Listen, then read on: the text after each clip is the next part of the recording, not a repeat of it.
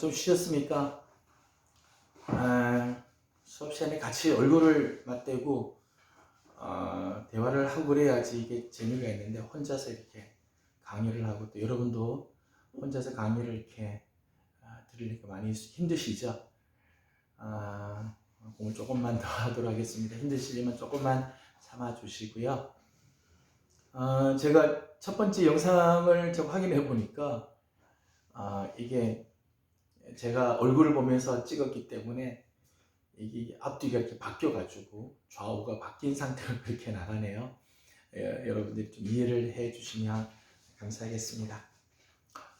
앞 시간에 이어서 계속해서 이 아리우스와의 논쟁을 결론 짓는 니케아 종교회의가 어떻게 진행이 되는가 부분을 보도록 그렇게 하겠습니다. 말씀드린 것처럼 니케아 종교회의에는 아리우스파들과 그것을 반대하는 알렉산더 중심으로 하는 반대파들 그리고 대부분의 라틴권의 신학자들이 참여하면서 이 문제를 어떻게 해결할지에 대한 어려움들이 있었습니다. 이 문제에 대해서 콘스탄틴은 신경 안에 이제 니케아 종교회의를 끝내고 이제 하나의 신경, 신조어 같은 것을 만드는데 그 신경 안에 이런 단어를 넣도록 했습니다. 여러분 거꾸로 보이시겠지만 여러분 교재를 보시면요. 호모부시아라고 하는 단어를 넣도록 했다는 거예요. 호모라고 하는 말은 같다는 뜻이고요. 같다, 동일하다. 우시아는 본질이라고 하는 뜻이에요. 본질. 하나님 아버지와 아들 사이에 호모우시아, 본질이 같다라고 하는 단어를 넣도록 해라. 그렇게 콘스탄틴이 종용을 하게 됐다는 거예요. 영어로는 컨서브스탄시얼 그렇게 써요. 컨이라고 하는 말은 함께 이런 뜻이고 호모하고 같은 뜻이고요. 우시아라고 하는 이 헬라어가 영어로는 substance 그렇게 본질 이런 뜻이에요. 본질이 같다. 영어로는 이제 이렇게 표현을 합니다. 결국은 콘스탄틴 대제의 입장은 아리우스주의를 명백하게 배격하였던 신경에 합의를 했다는 거 있죠? 그죠? 콘스탄틴이 이런 단어를 넣으라고 하는 거는 아버지와 아들이 동일한 본질을 갖고 있다, 본질이 동일하다라고 이야기하는 것은 아리우스를 배격하는 입장에 서게 했다는 거죠. 그래서 사도 이 니케아 신경이 나왔어요. 니케아 신경의 내용은 이렇습니다. 첫째는 성자는 창조되지 않고 성부와 동일 본질로서 잉태되셨다. 죄송합니다. 성자는 창조되신 분이 아니다. 성부와 동일한 본질로서 잉태되셨다. 단어가 다른 거죠. 창조되신 분이 아니라 잉태되셨다. 나중에 우리가 보겠습니다만은 삼위일체 이야기에서 아버지는 낳는 분이고 아들은 낳으신 분으로 그렇게 표현했어요. 창조의 대상이 아니라 낳으신 분이다. 잉태되셨다라고 하는 거예요. 잉태되기 전에 존재하지 않았다고 주장하거나 무에서 비롯되었다고 주장하는 자들을 정죄한다. 잉태되기 전에는 그럼 계시지 않은 거 아니냐라고 이야기한다. 그건 잘못된 거다.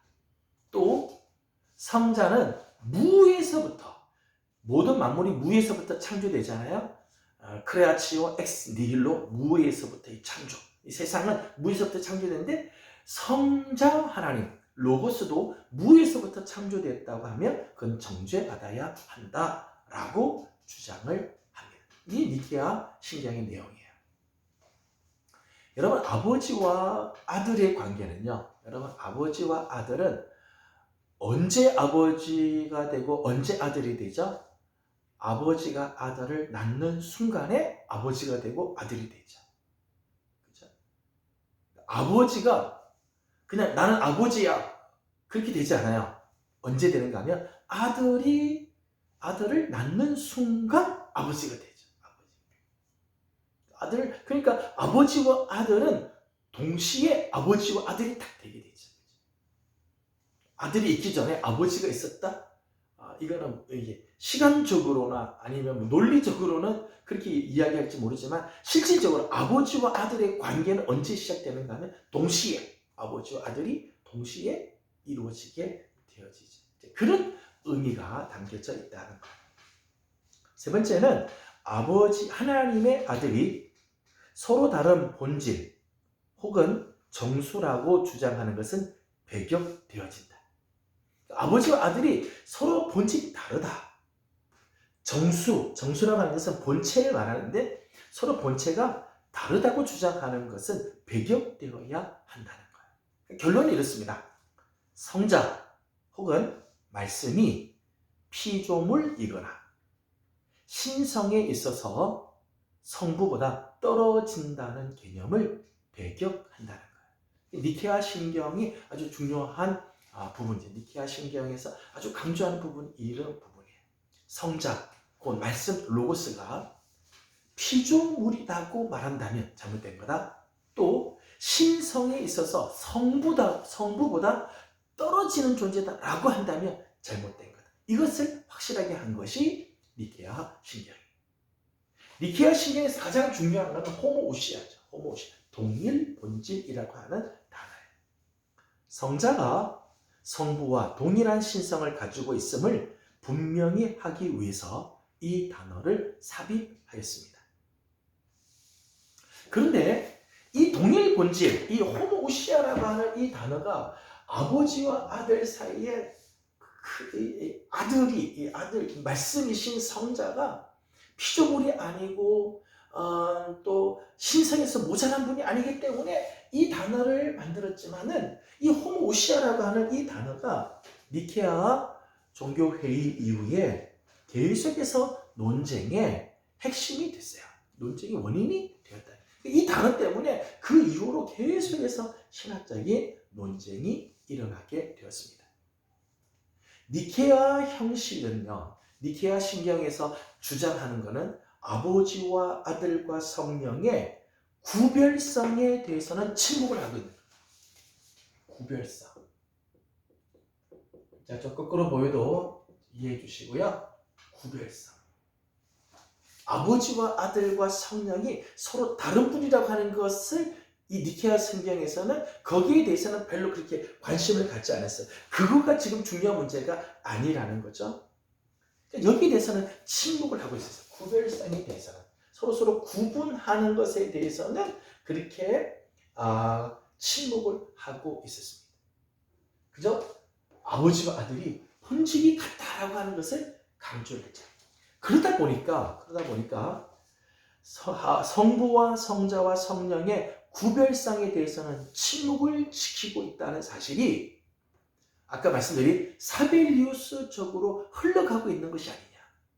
아까 사벨리우스는 성자와 성령이 한 분이 성부로, 성자로, 성령으로 나타내서 서로 구분이 없다라고 생각을 하는데 지금 이 니케아 신경에서 호모우시아라고 하는 단어를 넣음으로 인해서 니케아 신경이 사벨리우스적인 생각으로 지금 흘러가고 있는 것이 아니냐라고 하는 생각이 들었다는 거죠.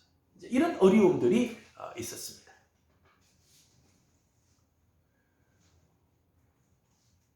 아버지와 아들 사이에 절대적인 통일성은 굉장히 강조했어요. 절대적인 통일성. 양자 간의 근본적 구별을 무시한 통일성만을 주장을 했다는 거예요. 구별성보다 통일성. 절대적인 통일성. 아버지와 아들이 동일한 본질이기 때문에 이걸 아버지와 아들의 신성에서 이 구분을 시키거나 차등을 절대 둬서는 안 된다. 여기를 너무 강조를 하게 된 거죠. 때문에 이렇게 아리우스의 생각에 대해서 정죄했어요. 아버지와 아들의 통일성을 강조함으로 아리우스를 정죄를 하기는 했지만은 사실은 아리우스의 생각을 교회 밖으로 내모는 데는 충분하지 않았다는 거예요. 왠가 하면 통일성을 강조하는 반면에 구별성에 대해서 침묵을 하거나 그것을 많이 강조하지 않으니까 오히려 사벨리우스적인 그런 생각이다라고 몰려가니까 오히려 이 니케아 종교회의가 다음 시대에 가게 되면 밀리기 시작하는 거예요. 아리우스파이어에서 오히려 점점점 밀려서 이단과 같은 모습으로 가게 되는 그런 일들이 일어나게 되어집니다. 이 과정에서 컨스탄틴이 아리우스파들을 정죄하고 처벌하여서 면직시킴으로 교리 정통의 여부의 문제에 세속 권력이 개입하는 전례가 되었습니다. 이게 이제 아리우스 논쟁의 또 다른 영향의 문제입니다. 지금 아리우스파가 정통이냐 아니냐라고 하는 것을 결정하는데 누가 여기에 개입하는가 하면 황제가 개입을 하죠. 컨스탄틴이 이 문제에 개입을 해서 아리우스파들을 정죄하고 처벌하고 면직시키고 교회 정통의 여부에 관해서 관여를 하면서 이후로는 신학 논쟁에서 패하면은 혹은 신학 논쟁이 끝나기도 전에 정치적인 힘을 빌려서 상대방을 추방시키는 일들이 흔히 나타나게 되었다는 것.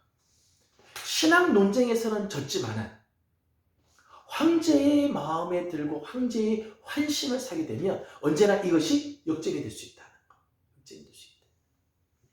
신학 논쟁에서 지금 내가 막 밀리는 것 같아요. 밀리는 것 같은데 황제를 구워 삶아서 황제가 내 편을 들어주면 다시 내가 이길 수 있게도 된다. 이게 아리우스 논쟁에서 사람들이 습득이 된 거죠. 교육이 되어진 거예요.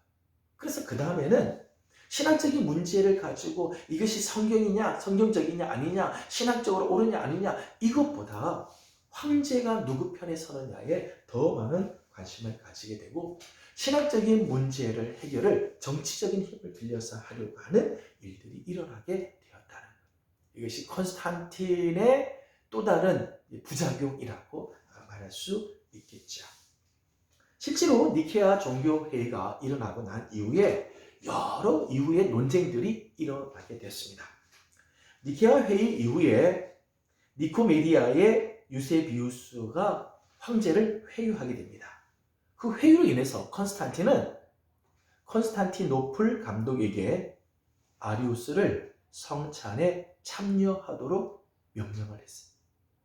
앞에서는 니케아 종교회의에서는 아리우스를 정죄하고 그리고 파면을 시키고 면직을 시켰는데 유세비우스가 회유를 시키고 컨스탄틴 대제의 마음을 막 움직이니까 컨스탄티노플의 감독에게 아리우스를 성찬에 참여하도록 지시를 내렸다는 거예요. 더 나아가 니케아 신경의 지지자들, 예를 들면 안디옥의 유스타티우스, 안키라의 마르셀루스, 그리고 알렉산더, 이 사람들을 이어서 나간 사람이 바로 아타나시우스예요. 이 아타나시우스 니케아 신경의 지지자들을 유배를 시켜버렸다. 그러니까 이 니코메디아의 유세비우스가 얼마나 정치를 했는지 컨스탄틴이 니케아 신경을 지지했던 사람들을 오히려 유배 보내는 일들을 했다는 것. 그리고 컨스탄틴은 임종시에 이 유세비우스에 의해서 세례를 받게 됩니다. 그러니까 330년부터 컨스탄틴이 죽을 때까지 위대한 회의라고 여겨졌던 니케아 회의의 옹호자들은 번번이 실패를 하게 됩니다. 이 종교적인 논쟁, 신학 논쟁에서 아무리 성경이 이렇다고 이야기를 해도 황제가 이미 아리우스파로 기울어져 있었다. 그러니까 아무리 해도 이 논쟁은 번번이 실패로 끝나버리고 말았다는 거죠. 이제 컨스탄틴이 죽고 나서 컨스탄틴의 세 아들이 있었습니다. 컨스탄틴 2세, 콘스탄스, 그리고 콘스탄티우스 2세. 세 아들이 있게 돼요. 세 아들이 왕위를 이어가는데 콘스탄틴 2세는 고을과 그리고 영국, 스페인, 모로코 일대를 지배를 하고 콘스탄티우스는 동방 제국의 대부분을 통치를 합니다. 콘스탄스는 이탈리아와 북아프리카를 분배를 받게 되었습니다. 근데 이 세 사람이 각각의 생각들이 조금씩 달랐어요. 콘스탄틴 2세는 아타나시우스 등을 유배지에서 귀환시키므로 초기에는 니케아 지지자들에게 유리한 정책을 펼쳤어요. 반면에 콘스탄티우스는 친아리우스주의 정책을 펼치게 됩니다. 그러니까 황제에 따라서 나라를 다스리는 이 군주에 따라서 어느 쪽에서는 아타나시우스를 그러니까 니케아 신학 종교회의 지지자들을 옹호하는 것. 어떤 때는 아리우스를 지지하는 때가 있고 결국에 콘스탄티우스가 제국을 통일을 하게 됩니다. 353년. 그러니까 콘스탄티우스가 제국을 통일하니까 제국 전체는 아리우스주의가 팽배하게 나타나게 되었다는 거예요. 그러자 아타나시우스는 사막의 수도사들에게 피신을 가게 됩니다. 이집트의 그 수도사들 그에게 들어가게 되죠. 그래서 이 아타나시우스가 이 수도사들, 이 이집트의 수도사들의 삶들을 소개를 하죠. 성 안토니의 생애 이런 글을 써가지고 이렇게 후대에 알려주게 되죠. 이렇게 이제 수도사들에게 피신을 가게 되고 정치적인 불안에 편승을 해서 아리우스주의자들은 니케아 신조와 쌍벽을 이루기 위해서 여러 회의를 가지게 됩니다. 345년에는 안디옥에 봉헌회의라고 하는 회의를 해서 4개의 신조를 만들고 또 아리우스주의자의 극성기에는 서미움의 신성모독이라고 불리는 신조를 만들기도 하였습니다. 심지어는 호시우스, 리벨리우스 같은 사람조차도 이 아리우스주의자들이 내세우는 신조에 동조를 하고 거기에 서명을 할 정도였다는 거예요. 이렇게 호모우시아 동일 본질의 문제에 대해서 자꾸 이제 지적이 나오게 되어지자 여러 가지 이제 동일 본질의 형식을 반대하는 무리들이 나타나게 되었습니다. 말씀드린 것처럼 동일 본질이 너무 강조가 되면 통일성은 강조가 되지만은 구별성이 약화되기 때문에 사벨리우스적인 양태론적인 그런 생각으로 빠져갈 위험이 있으니까 이 부분에 대해서 사람들은 여러 가지 다른 대안들을 내놓게 되었습니다. 첫 번째는 상위 본질파입니다. 상위 본질파는 극단적 아리우스주의자들이죠. 상위 본질파는 아버지와 아들은 모든 면에서 다르다. 모든 면에서 다 다르다. 그러니까 극단적인 아리우스주의자들이라고 말할 수 있겠죠. 영어로는 안노모이안입니다. 안노모이안. 이안이라고 하는 것은 이제 본질이라고 하는 뜻인데 이게 완전히 다르다. 본질적으로 완전히 다르다라고 이렇게 했습니다. 두 번째는 동류 본질파라고 하는 게 있어요. 호모이안스. 이건 정치적 아리우스주의자들입니다. 정치적 아리우스주의자들. 아버지와 아들의 관계는 동류성이라고 주장을 하는 거예요. 그러니까 동일 본질이 아니라 동일 유에 속해 있다. 동일한 유에 속한 자들이다. 그렇게 동류성, 호모이안스, 호모우시아가 아니라 호모이안스. 그러니까 아버지와 아들은 동유에 속해 있다. 같은 유에 속해 있다라고 주장을 하면서 동일 본질의 문제를 회피하였습니다. 그런가 하면 유사 본질파가 있었어요. 이 단어는 좀 써드릴게요. 유사 본질파는 호모우시아가 동일 본질파라면 동일 본질이라고 이야기하면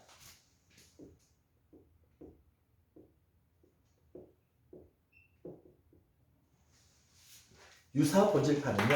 유사 본질파는 여기에 호모우시아 사이에요. I가 하나 더 들어있어요. I. 호모이우시안, 호모이우시우스, 호모이우시안, 유사 본질파, 유사 본질파. 니케아 형식이 아리우스를 정죄했다는 면보다는 사벨리우스에 빠질 위험이 명백하다는 사실 때문에 불안을 느껴왔던 자들의 계승자입니다. 그러니까 니케아 종교에서 강조를 하는 것은 니케아에서 강조하는 것은 아리우스를 정죄했다. 그것보다 사실은 사빌리우스에 빠질 위험이 명백하다는 사실 때문에 불안감을 더 느꼈다. 그러니까 호모우시아를 너무 강조하다 보면은 사벨리우스파에 빠질 수 있으니까 그러면 호모이우시아를 하자. 이우시아. 유사 본질이라고 이야기를 하자. 그렇게 이야기를 하는 거죠. 서미우스의 신성 모독 발표 이래 사벨리우스주의와 마찬가지로 아리우스주의까지도 반대해야 한다고 느끼는 온건한 신학자들이 내세운 부분들이었다는 거예요.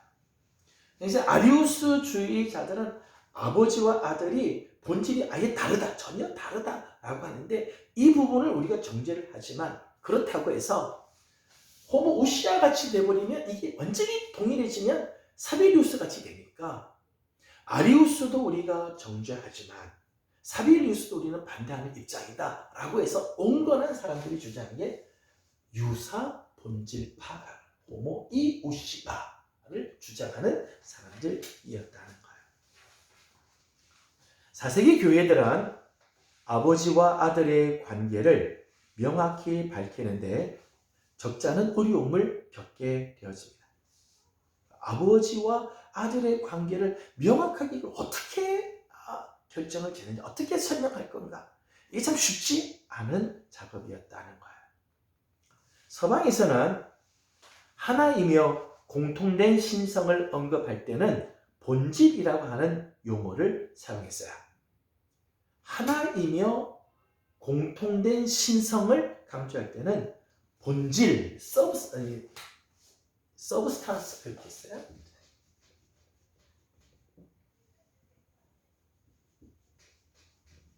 본질이다. 그러니까 아버지와 아들, 성령이 같은 분이다라고 할 때는 그때 쓰는 단어들은 서브스탄스라는 단어를 썼어요. 서브스탄스.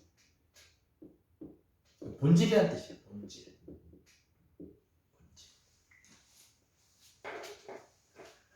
반면에 아버지와 아들과 성령의 개별성을 강조할 때는 위격이라고 해서 펄슨이라는 단어를 썼어요. 펄슨. 위격.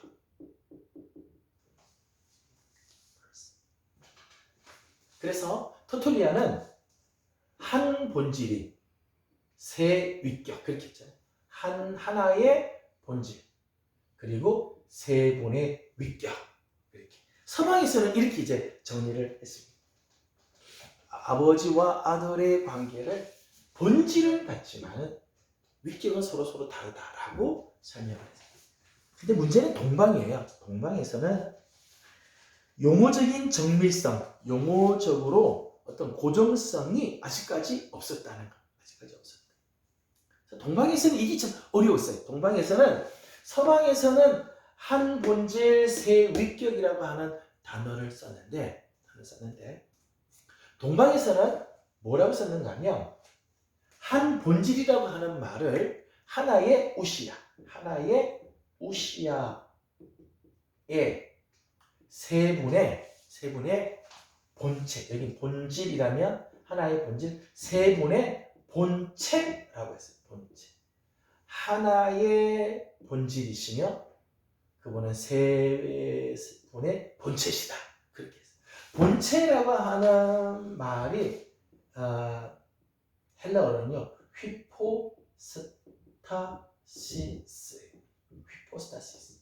그러니까 하나의 우시아와 세 개의 휘포스타시스로 되어졌다. 삼위일체를 그렇게 설명을 했다는 거예요. 이제 동방에서 문제는 뭔가 하면, 동방에서 문제는 우시아라고 하는 단어하고요 휘포스타시스라고 하는 단어가 다른 사람들에게 느끼기에는요 똑같은 단어, 똑같은. 우시아도 사람들이 생각할 때는 본질, 휘포스타시스를 영어로 쓰면요, 휘포스타시스를 영어로 쓰면 서브스탄스, 영어로 이걸 그대로 옮기면 서브스탄스. 서브스탄스가 서방에서는 어떻게 썼는가 하면 본질이라는 단어에 서브스탄스로 써졌죠, 그죠? 이렇게 써졌어요. 그러니까 동방에서는 본체, 세분을 이야기할 때 본체라고 하는 단어를 써서 휘포스타시스라고 썼는데, 서방에서는 이 휘포스타시스가 서브스탄스, 똑같은 단어라는 거죠. 그러니까 우시아나 본체, 이 휘포스타시스가 좀 구분이 안 되는 단어.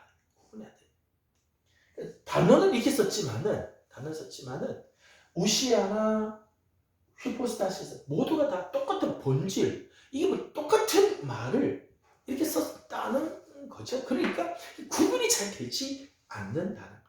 서방에서는 이렇게 본질과 위격이라고 하는 단어로 나누어서 썼지만은 동방교회에서는 이 단어가 이게 만들어지지 못하고 있는 거죠. 또 위격이라고 말하는 이 person이라는 단어를 동방에서 가져가서 이 단어를 쓰면은 무슨 단어가 되면 페르조나라고 하는 단어예요.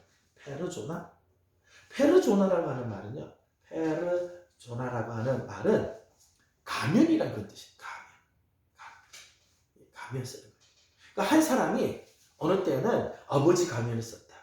어느 때는 목사의 가면을 쓰고, 어떤 때는 뭐 교수의 가면을 쓰게 돼요. 그게 바로 사비류수적인 그런 생각이죠. 그러니까 동방에서는 person이라는 단어를 쓸 수가 없는 거예요. 쓸 수가 없고. 동방에서는 person, 페르조나라고 하는 단어를 쓰게 되면 이게 가면이라고 하는 말로 이렇게 들려지니까 이거는 사비류수적인 생각이니까 이것도 받아들일 수가 없게 되는 거죠. 이런 면에서 지금 아버지와 아들의 관계를 명확하게 이거를 이야기를 해줄 만한 단어들을 만들기가 참 쉽지 않고, 이 관계가 참 어렵다는, 본질이 같다라고 하면 구별성이 약화가 되고, 구별성, 개취성을 강조하다 보면은 서로 다른 모습들이 나타나서 이게 종속론으로 빠지게 돼. 그러니까 이 삼위일체의 부분들이 참 어려운 부분들이 있었다는 거야. 정치적으로 보게 되면 컨스탄티누스가 갑자기 죽습니다. 이제 아까 말씀드린 것처럼 컨스탄티누스는 아리우스파였어요. 아리우스를 지지하고 아리우스 주장들을 막 펼치자. 그러니까 그 아래 이 니케아 신경을 옹호했던 자들은 길을 피지 못하는 그런 상황에 있게 되어지죠. 그런데 이 컨스탄티누스가 갑자기 급사를 하게 됩니다. 죽고 나서 그의 사촌 동생인 줄리안이 왕위에 오르게 되어집니다. 줄리안이 왕위에 오르고 나서 보니까 지금 로마 제국 안에 기독교 세력이 너무 팽배하더라고요. 너무 팽배해가서 기독교 세력을 좀 저지시켜야 되겠다라는 생각이 들었어요. 그래서 기독교의 대표적인 세력이 어딘가 가만히 봤더니 아리우스파가 그때 대표적으로 확장이 되어 가고 있을 때이죠. 그러니까 줄리안은 어떤 정책을 펴는가 하면 아리우스를 정죄를 하고 아리우스 세력을 줄이는 정책을 썼다는 거죠. 그러니까 누구를 지지해 주는가 하면 아타나시우스를 지지해 주게 됩니다. 그래서 아타나시우스는 니케아 신앙의 결정적인 승리를 얻을 기회를 다시 잡게 되었다. 여러분, 여기도 참 정치적인 것과 신학적인 부분이 이게 참 이렇게 교묘하게 섞여져 있는 부분이 있죠. 정치적인 어떤 것들을 이루기 위해서 신학적인 것을 이용하는 그런 부분들이 있는 것을 보게 됩니다. 그래서 우리가 정말 실질적인 부분에서는요, 이런 부분들이 나타나는 것들이 사실입니다. 그렇다면 모든 신학적인 논쟁은 다 정치적인 문제냐? 정치적인 문제냐? 정치적으로 신학의 모든 문제들은 결정이 되느냐? 그렇게 만약 질문한다면 꼭 그렇지는 않습니다. 물론 정치적인 그런 영향들이 있었고 그것들에 의해서 논쟁들이 펼쳐지기도 하고 때로는 그런 부분들이 이제 제지를 당하는 경우들이 있기는 하였지만 모든 것들이 다 그런 것은 사실은 아니었습니다. 또 역사를 흘러가는 것을 가만히 보게 되면 정말 하나님의 섭리가 있다 그런 생각이 들죠. 하나님의 섭리가 그 안에 다 담겨져 있다. 정치적으로 이게 어느 황제가 올라가느냐에 따라 막 뒤죽박죽 되는 것 같이 보이지만은 역사의 흐름을 가만히 보게 되면 끝내 하나님은 당신의 진리를 세우게 되고 진리가 끝내는 승리하게 이끌어 가게 되는 것을 보게 되어집니다. 362년에는 알렉산드리아 회의를 개최를 했습니다. 알렉산드리아 회의에서는 이런 결정을 내렸어요. 세 본체라고 하는 말이 삼위이체설, 세 분이 따로따로다. 본질이 이 히포스타시스가 본질이라고 하는 말로 만약 해석이 되면 세 분이 서로 본질이 다른 세 분 이렇게 이제 이야기가 되는데 이 세 개의 히포스타시스라고 하는 이 단어가 삼위이체설을 이야기하는 것이 아니라고 한다면 이 단어 우리가 어느 정도는 받아들이도록 하자. 또 한 본체라고 할 때 한 본체라고 이야기할 때 그거 역시 그 사벨리우스적인 이론을 우리가 받아들이는 것이 아니라고 생각을 하자. 그것이 한 본체를 이야기를 한다고 할 때 그것은 사벨리우스적인 생각이 아니라고 할 것 같으면 본체가 한 분이다라고 이야기를 하든 본체가 세 분이라고 이야기하든 한 우시야 이 본질이 같다라고 이야기를 하더라도 이게 사벨리우스적인 생각이 아니고 세 분의 본체라고 이야기를 할 때 이것도 아리우스적인 그런 생각이 아니라고 생각을 한다면 우리가 니케아의 생각을 우리는 받아들일 수 있을 거다. 니케아 종교회의에서 이야기하는 바 동일 본질이라고 할 때 그 동일 본질은 사빌리우스적인 그런 이야기를 하는 게 아니다. 그런 것을 우리가 인정해 준다면 또 세 개의 본체라고 이야기를 할 때 세 개의 본체가 따로따로다. 그렇게 이야기하는 것이 아니라면 우리는 한 분의 본체, 한 분의 동일한 본질을 가지고 계신 세 분의 하나님 이야기를 우리는 정통으로 받아들일 수 있지 않겠느냐라고 하는 거죠. 그래서 니케아파는 대다수의 보수적인 사람들과 동맹을 맺게 되어집니다. 363년에는 안디옥 대회를 열었습니다. 안디옥 대회에서는 니케아 신조를 옹호하는 선언을 하게 됩니다. 동일 본질이라는 개념은 단순히 아들이 아버지와 본질이 있어서 비슷함을 뜻하는 것이며 아들을 피조물로 바꾸려는 아리우스 이단을 정죄하기 위함임을 분명히 밝히는 회의였습니다. 동일 본질이라고 하는 이 개념은 아버지와 아들이 본질이 있어서 비슷하다는 뜻이다. 또 이 동일 본질을 이야기하는 목적은 사벨리우스적인 주장을 하려고 하는 게 아니라 아들이 피조물이다. 하나님이 창조하신 피조물이라고 하는 생각을 반대하는 이렇게 생각하는 아리우스 생각을 반대하기 위해서 만든 단어라는 거죠. 그것을 이제 분명히 밝히게 되었습니다. 유사 본질파와 동일 본질파가 화해적인 정신으로 만날 수 있음을 안디옥에서 볼 수 있었어요. 아까 이야기한 호모우시아파, 동일 본질파죠. 호모이우시아파, 유사 본질파예요. 사실은 호모우시아를 주장을 하는 사람들이나 호모이우시아, 동일 본질, 유사 본질을 이야기하는 사람들이 궁극적으로 추구하는 것은 같은 방향을 추구하는 거다. 아리우스도 부인하고 거부하고 사벨리우스도 반대하는 입장이다 라고 하는 생각을 다 확인을 한 것이 안디옥 회의였다는 것입니다. 이교도인 줄리안이죠. 위에서 말한 율리안이라고도 하는 황제가 잠시 동안 다스린 이후에 연이어서 즉위한 황제들은 니케아 편이든지 아니면 최소한 아리우스주의를 지지하지는 않았어요. 그러니까 줄리안 이후로 나오는 황제들은 니케아 종교, 니케아 편을 들든지 아니면은 적어도 아리우스 쪽으로는 넘어가지 않았다는 거예요. 그러던 중 4세기 후반에 등장한 가장 강력한 황제가 데오도시우스입니다. 데오도시우스 때 395년에 로마는 비로소 기독교가 국교로 공인이 되어지게 되죠. 이 데오도시우스가 콘스탄티노플에서 다시 대회를 개최하게 되어집니다. 381년에 콘스탄티노플 회의를 개최하도록 주선을 하게 됩니다.